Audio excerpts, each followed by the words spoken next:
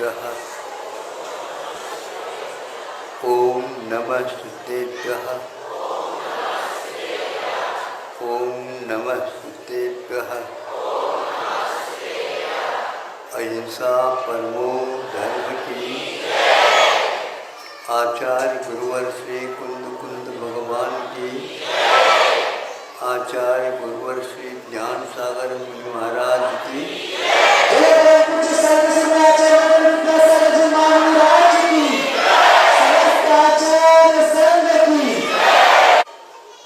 आप लोगों ने स्वतंत्रता का दुरुपयोग किया। सही पूछा जाए 70-75 वर्ष हो गए आप लोगों को। स्वतंत्रता मिली, किसके लिए स्वतंत्रता पाई थी, इसका आप लोगों को अभी भी बोध नहीं है। देश विदेश की ओर आप जाकर के देखोगे तो ज्ञात होगा। केवल हड़ताल करना, चक्का जाम करना, सरकारी वस्तुओं को दाह भस्मसात कर देना, अनेक प्रकार की दुर्घटनाएं केवल चुनाव को लेकर के ही होते हैं, ऐसी हमारी धारणा है। यदि यह धारणा ठीक है तो आप बता दो, हाँ महाराज ये धारणा बिल्कुल ठीक है। यदि ऐसा है तो आज संकल्प ले लो, राष्ट्रीय संपदा क्या है, उसके सामने हमारा कर्तव्य क्या है। राष्ट्रीय संपदा एक प्रकार से स्वतंत्रता है और अहिंसा का पालन, व्यसनों का त्याग। गांधी जी ने एक बार सत्याग्रह के समय पर यह तीनों बातें कही थी। मैं केवल भारत की स्वतंत्रता के लिए यहाँ पर नहीं आया हूँ, किंतु इसके लिए भी आया हूँ, उसको मैं अवगत आपको कराना चाहता हूँ। क्या है? स्वतंत्रता मिली, यदि और दो बातें बनती नहीं है, इस स्वतंत्रता का कोई भी सदुपयोग आप कर ही नहीं सकोगे। क्या है वो?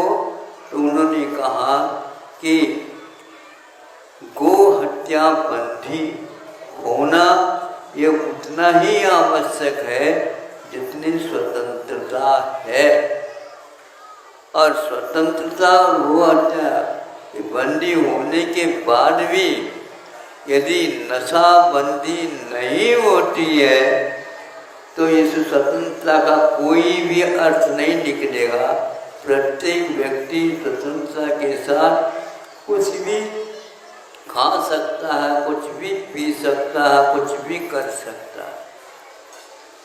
बस में या रेल में आप लोग यात्रा जब करते हैं उस समय वहाँ लिखा हुआ है धूम्रपान निषेध है ना, देखा है? तो एक व्यक्ति पुनः बीड़ी या सिगरेट पीने लगा। साथ जो बैठा था तो उन्होंने कहा, भैया यहाँ पर क्या लिखा है, आप ही पढ़ लो, मुझे ये भाषा नहीं आती। क्या कह रहे हो? आपके कारण मुझे भी घुटन हो रही, यहाँ पर धुआं मेरे भी नाक में आँख में चला जाए। खर्च हमने किया है, आपको बैठना है तो बैठ सको, नहीं तो नाक बंद करके बैठो। ये किसका? ये स्वतंत्रता का फल है। जो व्यक्ति सार्वजनिक नियमों का पालन नहीं करता तो वह भी बहुत बड़ा अपराध करता है। जिस प्रकार व्यवहार आप घर में करते हैं उसी प्रकार बाहरी व्यवहार भी होना चाहिए। नशाबंदी क्या वस्तु? ये तो छोटी नशाबंदी। आप लोग शराब आदि जिएंगे? हम पूछना चाहते हैं। जिस प्रकार जो खड़े होते हैं चुनाव के लिए, उनको कहा जाता है वही बात जो उसके अभिमत देने वालों के लिए भी समझ लेना चाहिए। शराब आदि नशीली चीजों का जो सेवन करता है वह उम्मीदवार के रूप में खड़ा नहीं हो सकता। क्यों नहीं हो सकता?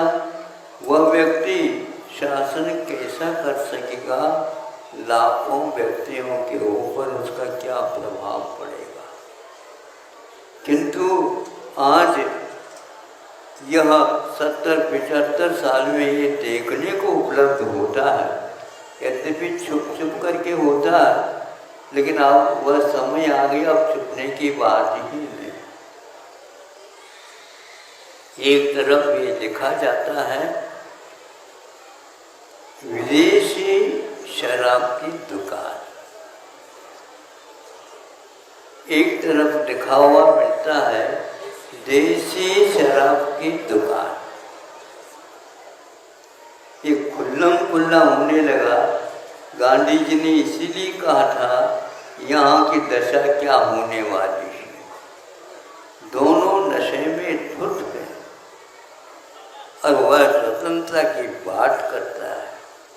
गांधी जी ने कहा था स्वतंत्रता के चुनाव में जीतना बहुत आसान है, किंतु जीतने के उपरांत उसका अमल करना, सरकार को चलाना बहुत कठिन है। सोच लो। उस समय एक पंक्ति और लिखी है उन्होंने, उसका मैं आपके सामने अभी प्रसंग नहीं है, नहीं कहना चाहता हूँ। क्या? जिससे बुद्धि भ्रष्ट होती है, जिससे शरीर रुग्ण होता है, जिससे अर्थ कमाया हुआ वह समाप्त हो जाता है। घर के कर्तव्य क्या है ये वो ज्ञात नहीं रखता है, और बच्चों का पालन पोषण कैसा होता है ये उसके लिए कोई दायित्व नहीं है। तो पत्नी कहती है मैं यहाँ से निकल जाती हूँ। क्यों? इस प्रकार करेंगे यहाँ पर कुछ भी हाथ नहीं लगेगा। अच्छा, सब बुराई बुराई आप देख रहे हैं कि नहीं? बिल्कुल। और विद्यार्थियों में यह आज नशा ही गड़बड़ कर रहा है। कई स्थानों में सुनने को मिला, जितने भी महाविद्यालय के बच्चे हैं वे ऐसे नशा का सेवन करते हैं, जिसके बाद उन्हें भोजन अच्छा नहीं लगता, उन्हें और कोई चीज़ अच्छी नहीं लगती। और जिस दिन एक दिन भी वह नहीं मिलता नशा का सेवन, तो वह पागल जैसा हो जाता है। घर का न रहा है न घाट का रहा है। ये क्यों कह रहा हूँ? इसलिए कह रहा हूँ, अब तो आप नशेबंदी के बारे में हम तो उन्हीं को वोट देंगे जो नशाबंदी करने के लिए तैयार।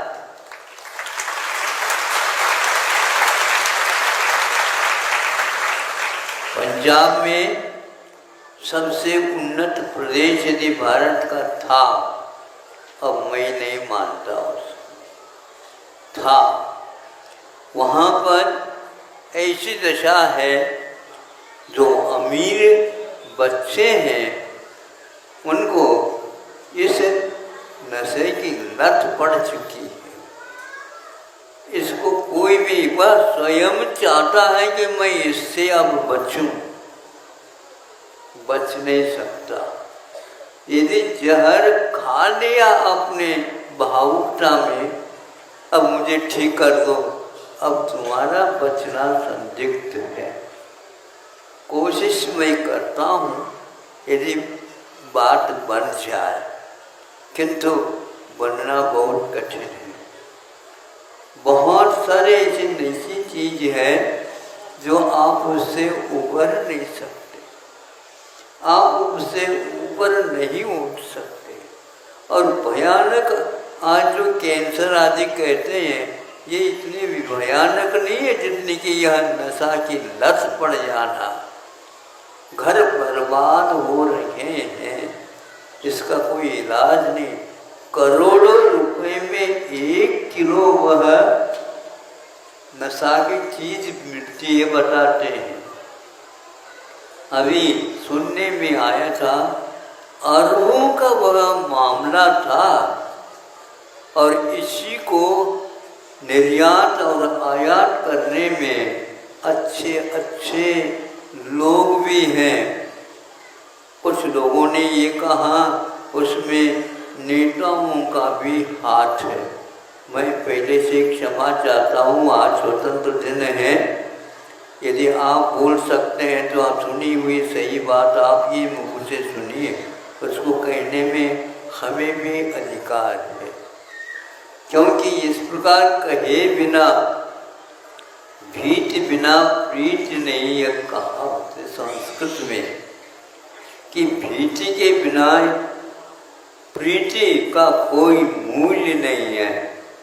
अब बहुत हो गया, पढ़ना लिखना आदि जितने भी हैं उसमें स्वतंत्रता मिल जाती है, और उसके कारण ये सभी महाविद्यालयीन बच्चे उसके आदी हो चुके हैं।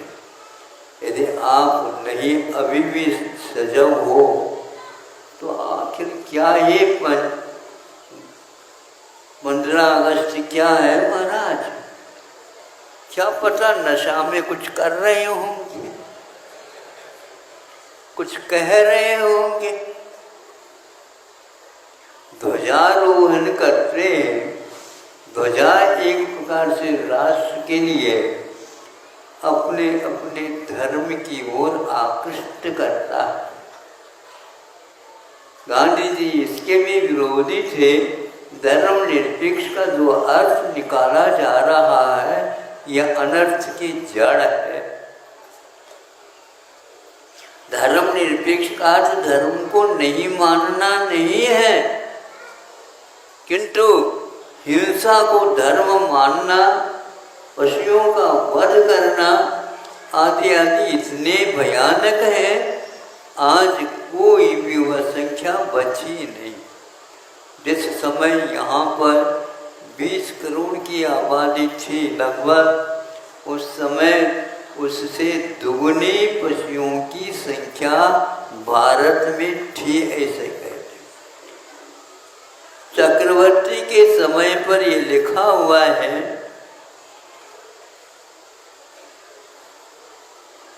3 करोड़ गाय नहीं, 3 करोड़ गौशालाएं थी।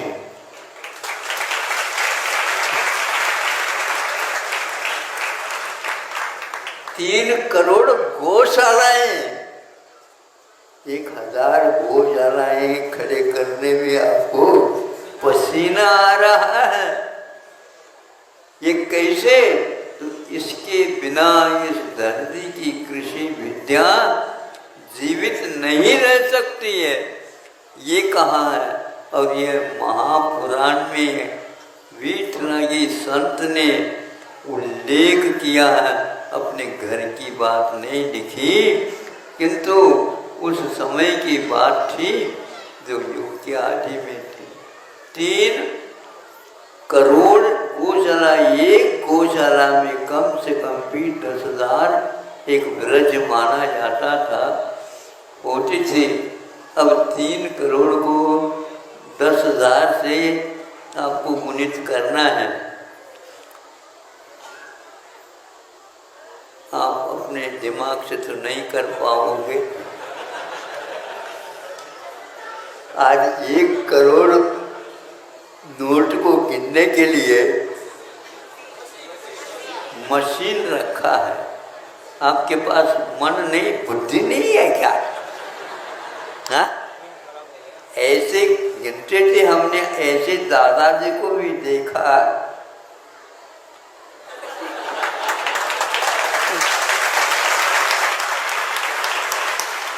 अब इधर उधर भी देखते थे वो, और ये करता था। तो आपको मशीन चाहिए। ये सब क्या हो रहा है? स्मृति भी चली गई। स्मृति यदि चली गई, लेन देन कैसे करोगे हमें बताओ। देने को तो लेओगे आप, और लेने को देओगे, कैसा चलेगा? इसलिए गांधी जी ने ये तो प्रतिज्ञा की थी, मैं यदि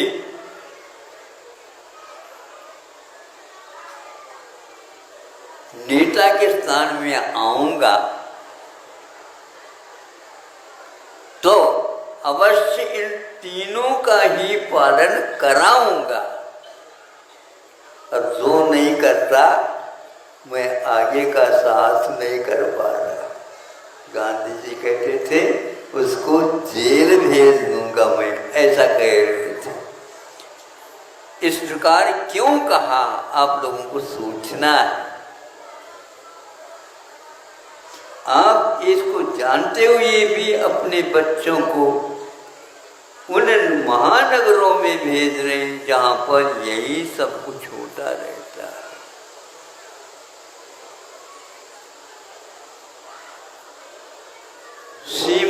सीमाओं से क्या आ रहा है आप लोगों को मालूम नहीं, और उसको बंद कर नहीं सकते। जो बंद करने के लिए आगे आएंगे उनको भी वो ही पिला देते हैं, वो ही खिला देते हैं, और वो भी उसी लत में आ जाते। अच्छा नहीं लग रहा, स्वतंत्रता और ये बातें हो रही हैं। इसलिए आप अहिंसा के विषय में सोचिए। आज वह विदेशी औषधियाँ आ रही हैं जो एक प्रकार से आपकी धरती के लिए और फसल के लिए अभिशाप है। आज प्रधानमंत्री महोदय ने कहा, बताते हैं यहाँ पर जैविक खेती, इसको क्या बोलते हैं आप लोग? हाँ, ऑर्गेनिक, वो इंग्लिश भाषा में है। हाँ, इसको यूं कह दो, भारतीय कृषि विज्ञान के बारे में उन्होंने बात कही है, जो आज की नए पहले की बात कही है। उसके बिना यह भारत कभी भी शांति का श्वास नहीं ले सकेगा। अब उनको समझ में आ गया, इससे पहले आते तो बहुत कुछ और काम करते हैं। लेकिन आप मतदान किसको कर रहे हैं, दे रहे हैं, इसको याद करने की बात है। उन्हीं व्यक्तियों को भेजा जाता वहाँ पर, जैसे हम कहेंगे उसके अनुसार वहाँ पर बैठ करके काम करेंगे। लेकिन आज यह विपरीत हो रहा है।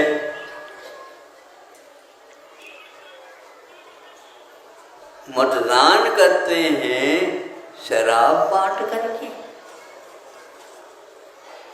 मतदान करते हैं नोट दे करके, और वह सपोर्ट भी करता और नोट भी लेता, और ज़्यादा कम नहीं करेगा तो सोट भी दिखाता।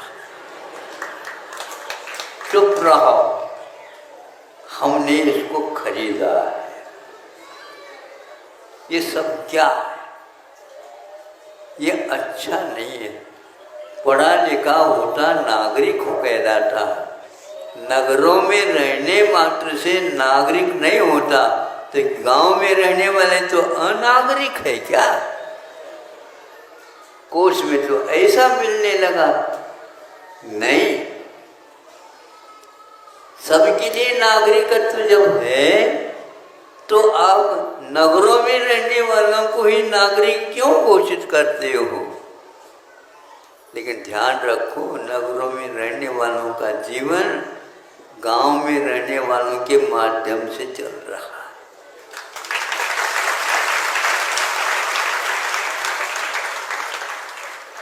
वो यदि नहीं करते समय पर काम, बीज बोना और देखरेख करना, फसल ठीक ठीक ले आना और इन सब लोगों के लिए देना, ये कार्य आज तक अनाहत रूप से चल रहा है। किसानों का यह कर्तव्य आपके सामने है। ये कहते थे पहले और वो सही कहते थे, उत्तम खेती, बढ़िया लोग सुने, मध्यम व्यापारी और कनिष्ठ नौकरी। नौकरी को कनिष्ठ क्यों कहा? कनिष्ठ का मतलब वो तीसरे दर्जा में आता है। क्यों ऐसा कहा? अजी ये ऊपर के पहले दोनों यदि नहीं होते हैं तो उससे कोई काम होने वाला ही नहीं है। और आज यह विपरीत यहाँ से चलती है, नौकरी करना उत्तम है। नहीं समझे? हाँ, खेती तो करना, कई व्यक्तियों के मुख से सुना, खेती तो जैनियों में कोई करता ही नहीं है, ऐसी धारणा बनी हुई है अच्छे अच्छे प्रवचनकारों की भी। तब ये सुना तो मुझे रहा नहीं गया। हमने कहा कभी अपने पन्नों को उठाए क्या? नोट के पन्नों को तो उठाते रहते हो, इसको भी पढ़ो पहले। तो फिर बाद में आकर के उन्होंने कहा महाराज इस दिशा में हमने पढ़ा, आपके कहने से 10 स्थानों में लिखा हुआ है पहले उत्तम खेती ही होती थी और यह तीर्थंकरों की वाणी है।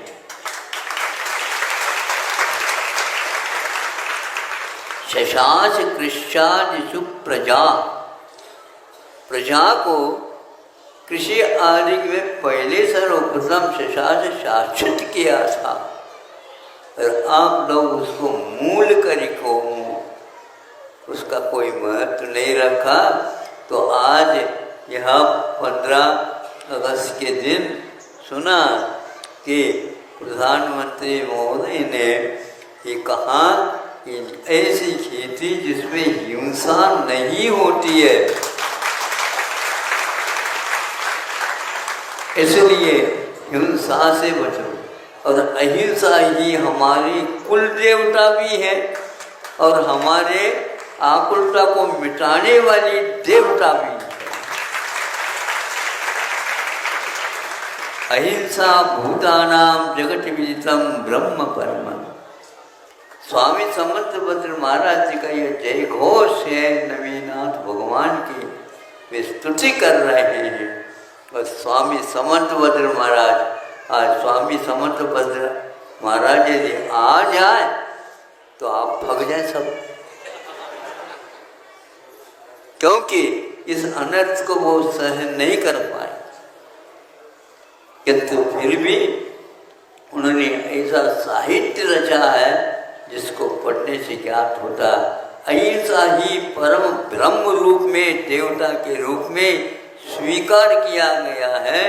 इसलिए ध्वजारोहण के दिन अहिंसा परमो धर्म की यह पहला जयकार लगाया जाता है।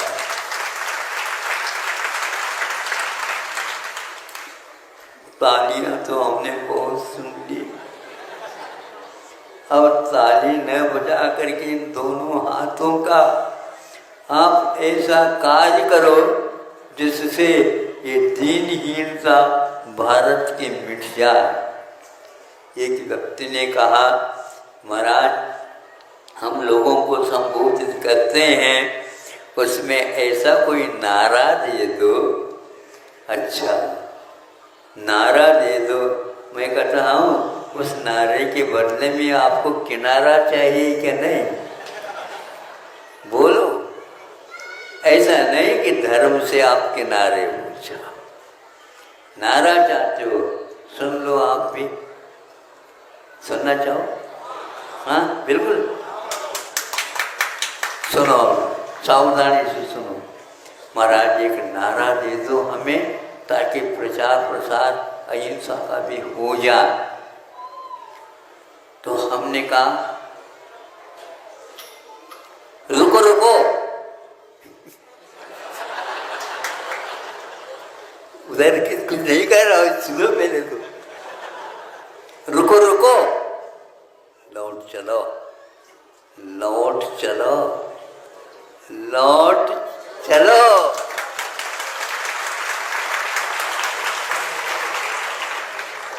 कहाँ चले गए थे? लौटने की आवश्यकता पड़ गई। लौटना बहुत कठिन होता है, लेकिन दृढ़ संकल्प ले ले, इंडिया से भारत की ओर लौट चलो।